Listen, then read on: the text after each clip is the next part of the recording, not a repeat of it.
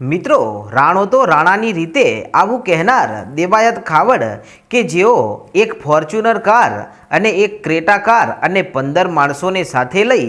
અને તેમના એક વિરોધી યુવરાજસિંહને મારવા માટે ગીર સોમનાથ પહોંચે છે અને ત્યાં તેઓ ગાડીઓથી ટક્કર મારે છે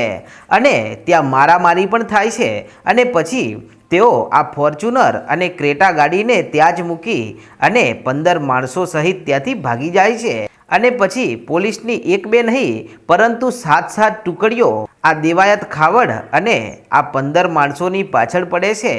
અને સતત 5 દિવસ પછી દેવાયત ખાવડ કેવી રીતે અને કઈ પરિસ્થિતિમાં પોલીસના હાથે આવે છે તો ચાલો આ સમગ્ર ઘટનાને વિસ્તારથી જોઈએ। નમસ્કાર મિત્રો, ડાયરાના કિંગ ગણાતા એવા દેવાયત ખાવડ કે જેમણે એમના વિરોધી યુવરાજસિંહ ઉપર ગીર સોમનાથના તલાલા ગામે હુમલો કર્યો હતો, જેમાં દેવાયત ખાવડ એક ફોર્ચ્યુનર ગાડી, એક ક્રેટા અને તેમના 15 સાથી મિત્રોને લઈ અને ત્યાં પહોંચ્યા હતા અને ત્યાં ગાડીઓની ટક્કર મારી હતી અને મારામારી પણ કરવામાં આવી હતી। અને આ ફરિયાદી યુવરાજસિંહનું એવું કહેવું છે કે મારી કિયા ગાડીને દેવાયત ખાવડે ફોર્ચ્યુનર ગાડીથી ટક્કરો મારી હતી અને તેમાં દેવાયત ખાવડ પોતે ગાડીમાં બેઠેલા હતા અને એમના સાથી મિત્રો પણ હતા અને જ્યારે આમ ટક્કરો મારી અને આ ગાડીઓ મૂકી અને જ્યારે દેવાયત ખાવડ અને એમના સાથી મિત્રો ભાગી છૂટ્યા હતા ત્યારે પોલીસે ઘટના સ્થળે પહોંચી અને ધણેજ ગામના એક મંદિર પાસેથી આ ફોર્ચ્યુનર અને ક્રેટા ગાડી પોલીસને અવાવરું હાલતમાં મળી હતી, જ્યાં કોઈ હાજર ન હતું પરંતુ ખાલી ગાડીઓ પડી હતી અને આમ પોલીસે આ બંને ગાડીઓને જપ્ત કરી હતી અને પોલીસ સ્ટેશનમાં લઈ ગયા પછી પોલીસે આ બંને કારના માલિકોની જાંચ કરવામાં આવી, જેમાં આ ફોર્ચ્યુનર કાર જે રાજકોટના કોઈક માલિકની હતી અને જ્યારે તેને પૂછવામાં આવ્યું ત્યારે આ રાજકોટના એ માલિકે એમ કહ્યું કે દેવાયતભાઈ મારી પાસેથી 15 દિવસ પહેલાં આ કાર લઈ ગયા હતા અને આમ ફોર્ચ્યુનર કાર દેવાયત ખાવડ 15 દિવસ પહેલાં રાજકોટથી લઈ ગયા હતા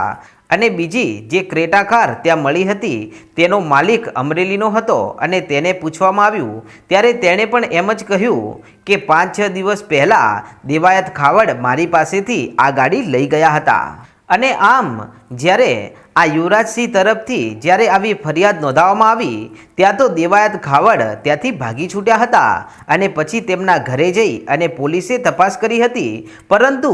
ઘરે પણ તેઓ નહોતા મળ્યા અને એ દેવાયત ખાવડની સાથે સાથે તેમના 15 સાથી મિત્રો પણ ગુમ થઈ ગયા હતા અને પછી પોલીસ તેમને શોધી રહી હતી, એમ છતાં તેઓ પોલીસના હાથમાં નહોતા આવતા। તેથી પોલીસ તેમની 7 ટુકડીઓ તૈયાર કરે છે અને અલગ અલગ જગ્યાએ તેમની શોધખોળ શરૂ થઈ જાય છે। અને મિત્રો, આ દેવાયત ખાવડ અને આ યુવરાજસિંહની વચ્ચે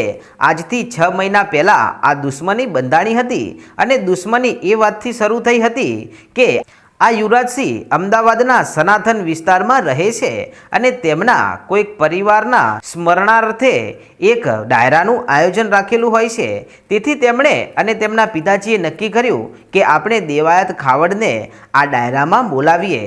અને આમ 20 જાન્યુઆરીના રોજ તેમણે ડાયરાનું આયોજન કરી અને દેવાયત ખાવડને પૂછ્યું ત્યારે દેવાયત ખાવડે આ 20 જાન્યુઆરીની તારીખ બદલાવી અને 21 જાન્યુઆરી રખાવી કે હું 21 જાન્યુઆરીએ વેરાસર પહોંચી જઈશ અને આમ 21 જાન્યુઆરીએ આ ડાયરાનું આયોજન કરવામાં આવ્યું, પરંતુ 21 જાન્યુઆરીએ પણ આ દેવાયત ખાવડ આ ડાયરામાં નથી આવતા અને બીજા કોઈક ડાયરામાં ચાલ્યા જાય છે અને પછી ખૂબ મોડા આ 21 તારીખે આ ડાયરામાં તેઓ આવે છે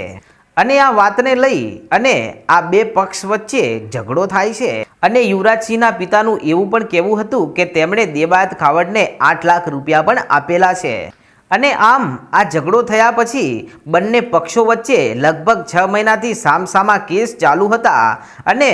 બંને પક્ષ વચ્ચે સોશિયલ મીડિયા ઉપર સામસામે સ્ટેટસો પણ મૂકવામાં આવતા હતા અને આમ સોશિયલ મીડિયાના આ સ્ટેટસ ઉપરથી દેવાયત ખાવડને જાણવા મળે છે કે આ યુવરાજસિંહ કે જે અમદાવાદથી અત્યારે તેમના સાથી મિત્રો સાથે ગીર સોમનાથમાં આવેલા છે અને આમ આટલી જાણ થતાની સાથે જ આ દેવાયત ખાવડ કે જે બધી જાણકારી હાસિલ કરી નાખે છે અને આ દેવાયત ખાવડના વિરોધીઓ આ ગીર સોમનાથના ચિત્રોડા ગામના એક ફાર્મ હાઉસમાં રોકાયેલા હતા અને ત્યાં દેવાયત ખાવડ એક ફોર્ચ્યુનર, એક ક્રેટા અને 15 સાથી મિત્રોની સાથે ત્યાં પહોંચે છે અને તેમને નીકળતાની સાથે જ ત્યાં આ ગાડીઓથી તેમને ટક્કર મારે છે અને ત્યાં મારામારી પણ કરવામાં આવે છે અને પછી આ બંને ગાડીઓને મૂકી અને ત્યાંથી તેઓ ભાગી જાય છે। અને આ ઘટના બન્યા પછી 4-5 દિવસથી પોલીસ આ દેવાયત ખાવડ અને એમના જે સાથે આવેલા સાથી મિત્રો હતા એ બધાને 5-6 દિવસથી શોધી રહી હતી, પરંતુ તેઓ એમના હાથમાં આવતા ન હતા। પરંતુ આખરે ગીર સોમનાથ પોલીસને એક બાતમી મળે છે કે આ દેવાયત ખાવડ અને એમના સાથી મિત્રો આજે રાત્રે એમના ગામમાં આવવાના છે અને જ્યારે આટલી બાતમી મળતાની સાથે પોલીસ અડધી રાત્રે તેમના ગામ સુરેન્દ્રનગરના દુધઈ ગામમાં પહોંચે છે અને ત્યાં આ દેવાયત ખાવડ અને એમના 7 જેટલા સાથી મિત્રોની ધરપકડ કરી નાખવામાં આવે છે અને આમ આખરે દેવાયત ખાવડ પોલીસના હાથમાં આવી જાય છે। અને મિત્રો પછી આ દેવાયત ખાવડ ઉપર ઘણી કલમો પણ લગાવવામાં આવી છે અને હવે શું ઘટના બને છે અને તેમની સાથે આ પોલીસ શું કરે છે તે આપણે આગળના વિડીયોમાં જોશું। અને તમે આપણી ચેનલ પર પહેલીવાર આવ્યા હોય તો આજે જ આપણી ચેનલ કેબી સિદ્ધપુરને સબસ્ક્રાઈબ કરી નાખો, કારણ કે આવા સાચા સમાચાર તમને આ ચેનલ પર નિહાળવા મળે છે। જય માતાજી।